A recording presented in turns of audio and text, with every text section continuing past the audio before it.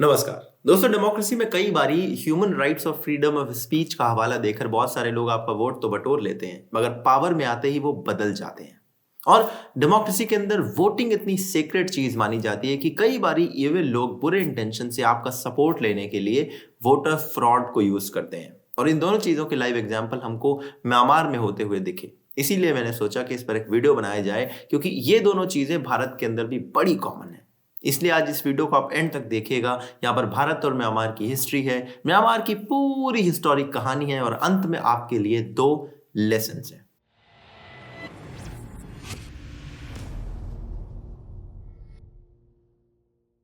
मेरे पिया गए रंगून, वहां से किया है टेलीफोन, तुम्हारी याद सताती है। ये गाना आप में से कितने ही लोगों ने सुना होगा, बट क्या आपको पता है ये रंगून की कहानी क्या है?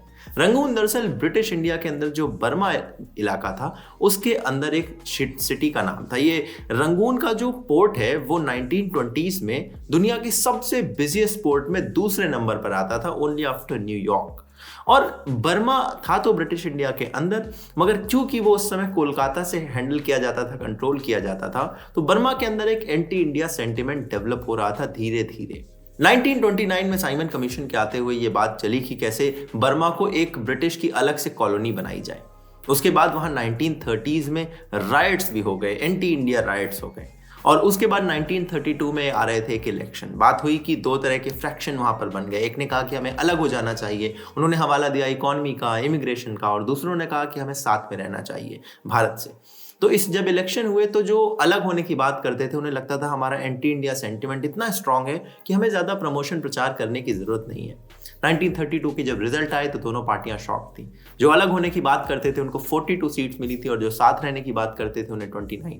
मेजॉरिटी 45 की थी, कोई मेजॉरिटी में नहीं था। इसके बाद 1935 में गवर्नमेंट ऑफ बर्मा नाम का एक एक्ट बनाया गया जो 1937 में लागू हुआ और फाइनली 51 ईयर्स के बाद भारत से बर्मा को अलग काटकर एक ब्रिटिश कॉलोनी बनाया गया। 1942 का समय आया जब जापान ने बर्मा पर अटैक करा और लगभग 1943 तक जापान पूरे बर्मा में फैलने लगे, मगर 1945 तक बर्मा को फिर से आजाद करा लिया गया और 1945 में बर्मा आर्मी रूल्ड हो गया।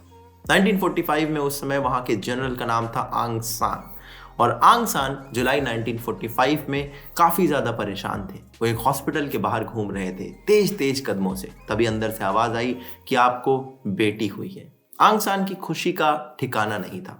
आंग सान उसके बाद अगले पूरे साल तक ब्रिटिश गवर्नमेंट से बात करते रहे। उन्होंने कई सारे नेगोशिएशन के दौर चलाए और फाइनली 1947 की जनवरी में उन्होंने एक अग्रीमेंट पे साइन करवा लिया, जहां पर पता चला कि उन्होंने कंट्री को फ्री करवा लिया है। आंग सान का बर्मा की हिस्ट्री में बहुत बड़ा नाम है। अगले 1947 के अप्रैल के इलेक्शन में वो एक मेजॉरिटी से जीते, मगर नियति को कुछ और मंजूर था। आंग सान जब सिर्फ 32 साल के थे तब जुलाई 1947 में उनके एक राइवल पॉलिटिशियन ने उन्हें और उनके और पार्टी लीडर्स को असैसिनेट करवा दिया। और ये एक बड़े धक्के के रूप में आया उनकी 2 साल की बेटी के लिए, जिनका नाम था आंग सान सू ची। इनका नाम आप अभी भी बहुत सुनते होंगे, मगर इनकी कहानी आज जान लीजिए। सूची मात्र 2 बरस की थी जब इनकी मदर ने पॉलिटिक्स में एंट्री ली, क्योंकि इनके पिताजी असैसिनेट हो चुके थे। इनकी मदर पॉलिटिक्स में इतना आगे बढ़ गई कि 1960s में इन्हें एम्बेसडर बनाकर भारत भेज दिया गया। एक और जहां आंग सान सूची और उनकी मदर भारत आई, वहीं दूसरी ओर 1962 में वहां की आर्मी ने कू डिजाइन करा और वहां के चुनी हुई सरकार को पलट दिया। एक तरफ आर्मी बर्मा में तख्ता पलट कर रही थी, वहीं आंग सान सूची 1964 में भारत से हार्वर्ड चली गई। 72 तक वो हार्वर्ड से ग्रेजुएट कर चुकी थी और एक अमेरिकन से उन्होंने शादी रचाई और यूके में सेटल हो गई। इसी बीच उनकी मदर वापस बर्मा चली गई। यहां से कहानी थोड़ी सी पलटती है। 1988 का समय आया। अभी भी बर्मा के अंदर चीजें अनस्टेबल थी और आर्मी अपना शासन कर रही थी, मगर लोगों को ये पसंद नहीं था। एक तरफ जहां लोग आर्मी के खिलाफ बोलने लगे और प्रोटेस्ट करने लगे, वहीं दूसरी तरफ आंग सान सूची की मदर की तबीयत भी खराब हो रही थी। उन्होंने अपनी बेटी को फोन करके कहा कि बेटी तुम यहां चली आओ। 1988 का वो समय था जब आंग सान सूची बर्मा वापस पहुंची, और ये समय इतना इंटरेस्टिंग था क्योंकि अगस्त 1988, जिसे 8888 कहते हैं, वहां पर एक अपराइजिंग हुआ। कई सारे जो नॉर्मल प्रोटेस्टर्स थे वो सड़कों पर उतर आए और आर्मी के खिलाफ खुलेआम बोलने लगे। आर्मी ने भी इस पर अपना एक्शन लिया और कहते हैं तकरीबन 3000 लोगों का कत्लेआम कर दिया। आर्मी ने कत्लेआम करके लोगों को डराना चाहा, वहीं आंग सान सूची जो सिर्फ 43 बरस की थी, क्योंकि देश में थी, उनकी तरफ कई सारे लोगों ने आशा भरी नजरों से देखा। आंग सान सू ची एक स्टेज पर खड़ी हुई और उन्होंने human rights, freedom of speech, democracy जैसे बड़े बड़े शब्दों का प्रयोग करके कहा कि हमें इसके लिए लड़ना होगा। 1988 में ही उन्होंने अपनी पार्टी लॉन्च कर दी और 1989 में एक बड़ी चीज हुई, बर्मा को म्यांमार और रंगून को यंगून कर दिया गया, यानी कि ये नाम बदल दिए गए। 89 में सिर्फ यही नहीं हुआ, अब शुरू होता है आंग सान सू ची दी अंडरडॉग की कहानी। 1989 में जब इन्होंने कहा कि हम 1990s के इलेक्शन लड़ेंगे तो सितंबर के महीने में इन्हें हाउस अरेस्ट में रख दिया गया। 1990s में इनकी पार्टी ने इलेक्शन लड़े, वो लैंडस्लाइड विक्ट्री से जीती, मगर आर्मी ने ये रिजल्ट मानने से इनकार कर दिया। अगले 20 साल इतने उठापटक भरे रहे इनकी जिंदगी में कि शायद कोई आम आदमी होता तो टूट चुका होता। 1991 में इन्हें नोबेल पीस प्राइज मिला, जो ये रिसीव करने जा नहीं पाई क्योंकि इन्हें अपने घर से निकलना अलाउड नहीं था। एक समय इन्हें घर से निकलना अलाउड हुआ, बट इन्हें बहुत लंबे समय तक कैपिटल छोड़ने की परमिशन नहीं थी। 1996 में इनका मोटरकेड को 200 लोगों ने अटैक करा, एक जानलेवा हमला जिसमें इनकी जान बस जाते जाते बच गई।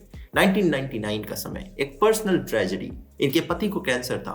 इनके पति ने कहा कि मुझे म्यांमार आने की परमिशन दीजिए, बट आर्मी ने नहीं दी। आर्मी ने कहा, और बड़ा इंटरेस्टिंग है, पहले इन्हें घर से नहीं निकलने देते थे, इन्हें कहा कि आप बाहर जाकर उनसे मिल सकती है, यानी कि यूके जाकर। मगर इन्हें पता था कि जब ये वापस आना चाहेंगी तो कंट्री इन्हें एक्सेप्ट करने से मना कर देगी, इसलिए इन्होंने बाहर ना जाने का फैसला लिया। इनके पति इनसे बिना मिले इस दुनिया से गुजर गए। 1995 में इनका हाउस अरेस्ट तो खत्म हो चुका था, मगर अगले 5 सालों तक इन्हें अपनी कैपिटल, अपनी राजधानी से बाहर निकलने की परमिशन नहीं मिली थी और इसीलिए ये किसी भी इलेक्शन के लिए जाकर प्रचार वगैरह भी नहीं कर सकती थी। खैर, ये सिलसिला टूटा 2000 में और इन्होंने 2000 से 2002 के बीच में बाहर जाना शुरू करा, कैंपिंग करने शुरू करी, बहुत सारे टूर करने शुरू करे। मगर 2003 में इनके कॉन्वॉय पे एक और बड़ा अटैक हुआ। उस बड़े अटैक में इनके कुछ 4 बॉडीगार्ड इंजर्ड हो गए और कुछ लोगों की जान भी गई। बट गवर्नमेंट ने अरेस्ट किसे करा? आंग सान सू ची को, और फिर से इन्हें हाउस अरेस्ट कर दिया, नजरबंद कर दिया। एक चीज आप समझिए कि लगभग 2010 तक फिर इनके साथ यही चलता रहा, कभी हाउस अरेस्ट, कभी कैपिटल से नहीं निकल सकती, और फाइनली 2010 में ये बाहर आई। इन्होंने 2012 में तैयारी करनी शुरू कर दी, जो पार्लियामेंट्री इलेक्शन होने वाले थे, and she von big. She had 45 seats और उसमें 42 सीट्स ये जीत गई।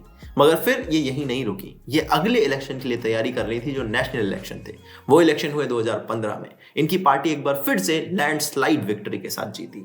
2020 के अगले इलेक्शन हुए और इस इलेक्शन में दोस्तों इनकी पार्टी ने 2015 से भी बड़ी जीत दर्ज की। मगर इससे पहले हम आगे बढ़े, मैं आपको यहाँ की आर्मी के बारे में कुछ चीजें बताता हूँ। यहाँ की आर्मी दोस्तों नॉर्मल आर्मी की तरह नहीं है।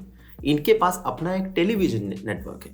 इसी टेलीविजन चैनल के जरिए 2021 में बताया गया कि यहाँ की आर्मी ने तख्ता पलट कर दिया है। इस आर्मी के पास 25% सीटें रिजर्व है और ये कहते हैं कि यहाँ के कॉन्स्टिट्यूशन को बदलने के लिए 75% से ज्यादा मेजॉरिटी चाहिए, जो कि ऑब्वियसली कोई और पार्टी नहीं ला सकती जब 25% सीटें आर्मी के पास है। और ये कॉन्स्टिट्यूशन भी आर्मी ने ही लिखा है। आर्मी के पास डिफेंस के भी कामकाज हैं, आर्मी होम मिनिस्ट्री भी संभालती है और भी कुछ इंपॉर्टेंट पोर्टफोलियो आर्मी अपने लिए रिजर्व करके रखती है। आर्मी की अपनी एक अलग से पॉलिटिकल पार्टी भी है जिसको आर्मी सपोर्ट करती है और उस पॉलिटिकल पार्टी से आर्मी को बड़ी उम्मीद थी, मगर 2020 में वो टाएं फुस हो गई, क्योंकि आंग सान सू ची ने 2015 से भी बड़ी विक्ट्री रजिस्टर करके उस पार्टी को लगभग इररेलेवेंट कर दिया। क्योंकि अभी तक आपने देखा होगा आंग सान सू ची एक बहुत अंडरडॉग की स्टोरी है जिससे आप बहुत रिलेट कर रहे होंगे, हो सकता है आप उनके लिए चीयर भी कर रहे हो, मगर आप धीरे धीरे देखिए चीजें कैसे चेंज होती हैं। 2015 में जब सू ची चुनकर आई, 2016 में उनके सामने एक बड़ी समस्या खड़ी हुई, ये थी रोहिंग्या जेनोसाइड। बताया गया कि वहां की आर्मी और पुलिस ने मिलकर तकरीबन 6 से 7 लाख रोहिंग्यास को यहां से भागने पर मजबूर कर दिया और हजारों की संख्या में इनका कत्लेआम हुआ है, बहुत ही बुरी तरह से टॉर्चर करने के बाद। आंग सान सू ची से जब पब्लिक प्लेटफॉर्म पर इन चीजों के बारे में सवाल किया गया तो उन्होंने ऐसा कुछ होने से ही इनकार कर दिया। इसके पीछे वजह बताई जाती हैं 2। लोग कहते हैं क्योंकि आर्मी बहुत सारा कुछ कंट्रोल करती है और ये 2015 में कई बरसों के बाद एक डेमोक्रेटिक प्रोसेस से चुनकर आई थी और इनके पास भी अभी उतनी पावर नहीं थी कि आर्मी से डायरेक्टली लोहा मोल ले सकें, इसलिए उन्होंने ऐसा करा। कुछ जानकार ये भी मानते हैं कि म्यांमार के लिए जब उन्होंने ये कहा कि ऐसा हमारे यहाँ कुछ नहीं हुआ है तो म्यांमार की पब्लिक बहुत खुश हुई। उन्हें लगा कि हमारा लीडर हमें इतने बड़े पब्लिक प्लेटफॉर्म पर जाकर डिफेंड करता है। मगर ये करने से इनके नोबेल पीस प्राइज को वापस लेने तक की बातें चली। वर्ल्ड फोरम पर आंग सान सूची की इमेज बुरी तरह से प्रभावित हुई। इसके बाद यहाँ पर राइटर्स नाम की न्यूज ऑर्गेनाइजेशन के 2 पत्रकार जिन्होंने इसी जेनोसाइड के ऊपर एक डिटेल्ड कवरेज करी थी, उनको अरेस्ट कर लिया गया। ये कहा गया कि उन्हें सीक्रेट जो आर्मी के थे वो रिवील करने के लिए अरेस्ट करा गया, ये उनका अपराध है। आंग सान सूची से जब पूछा गया कि आखिर ये पत्रकार तो अपना काम कर रहे हैं और इतने बड़े जेनोसाइड के बारे में कवर कर रहे हैं, तो आंग सान सूची ने कहा कि देखिए ये सब रूल है, रूल के तहत काम होता है, अगर उन्होंने कोई रूल तोड़ा है तो उन्हें अरेस्ट किया जाएगा, उन्हें सजा मिलेगी। फ्रीडम ऑफ स्पीच, डेमोक्रेसी और ह्यूमन राइट्स की बात करने वाली सूची अब वहां पर जेनोसाइड को सपोर्ट कर रही थी और फ्रीडम ऑफ स्पीच के सप्रेशन को सपोर्ट कर रही थी। और ये आंग सान सूची के इमेज पर लगने वाला वो धब्बा है जो अभी तक साफ नहीं हो सका। दूसरी बात मैंने आपसे कही थी वोटर फ्रॉड की। अब देखिए आर्मी ने क्या करा। 2021 में जब आर्मी ने पूरी कू डिजाइन करी, पूरी तरह से इन्होंने तख्ता पलट की बात करी, इंटरनेट बंद कर दिया, अपने टीवी चैनल पर इसका अनाउंसमेंट करा, तो इन्होंने इसके पीछे एक लॉजिक दिया। इन्होंने कहा कि जो 2020 नवंबर में इलेक्शन हुए थे उसमें वोटर फ्रॉड हुआ था। हमने यहाँ के इलेक्शन कमीशन से बात करी मगर वो हमारी बात को सुनने में या उन्हें सॉल्व करने में सक्षम नहीं दिखे, और इसलिए अब हम अगले 1 साल तक यहाँ पर इमरजेंसी लगाते हैं। वो ये नहीं कहते हैं कि हमने यहाँ की तख्ता पलट कर दिया है। उन्होंने कहा कि हम तो वोटर फ्रॉड के चक्कर में ऐसी सरकार को यहाँ पर नहीं चलने देना चाहते जो कि नकली सरकार है, और हम असली इलेक्शन करवाएंगे 1 साल बाद। म्यांमार की कहानी अगर आपके लिए मैं कहूं तो लगभग यहीं पर अभी फिलहाल समाप्त होती है, मगर मैंने जैसे स्टार्टिंग में कहा था कि आपके लिए 2 लेसन्स हैं, और वो 2 लेसन्स आपके लिए ये रहे।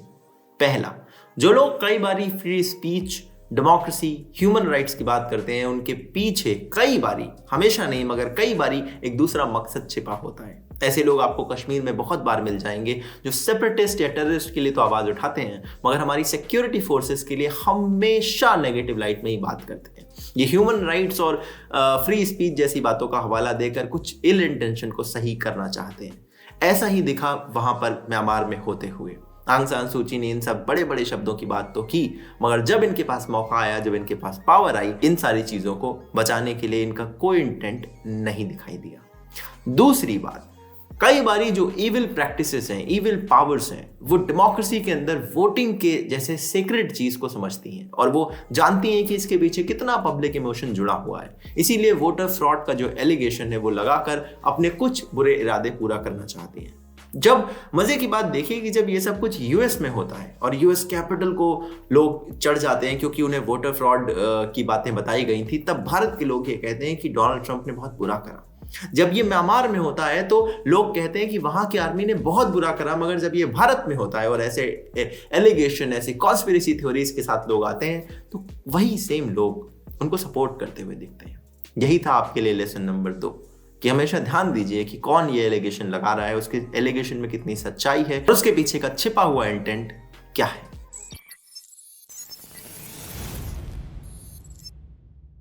दोस्तों, यही था मेरा म्यांमार के ऊपर वीडियो। उम्मीद करता हूं आपको ये वीडियो, ये पूरी कहानी, हिस्ट्री और उसके भारत से जुड़े हुए कुछ लेसन्स बहुत अच्छे लगे होंगे। अगर अच्छे लगे तो इसे लाइक करें and do share this video ताकि ये बाकी लोगों तक पहुंचे। सब्सक्राइब करें ऐसे और वीडियोस देखने के लिए। अगर मेरे काम को सपोर्ट करना चाहते हैं तो पेट्रियन और इंस्टामोजो के लिंक आपको डिस्क्रिप्शन और पिन कमेंट में मिल जाएंगे। मैं आपसे मिलूंगा अगले किसी ऐसे ही और इंटरेस्टिंग वीडियो में। तब तक के लिए अपना ध्यान रखिएगा। जय हिंद, वंदे मातरम।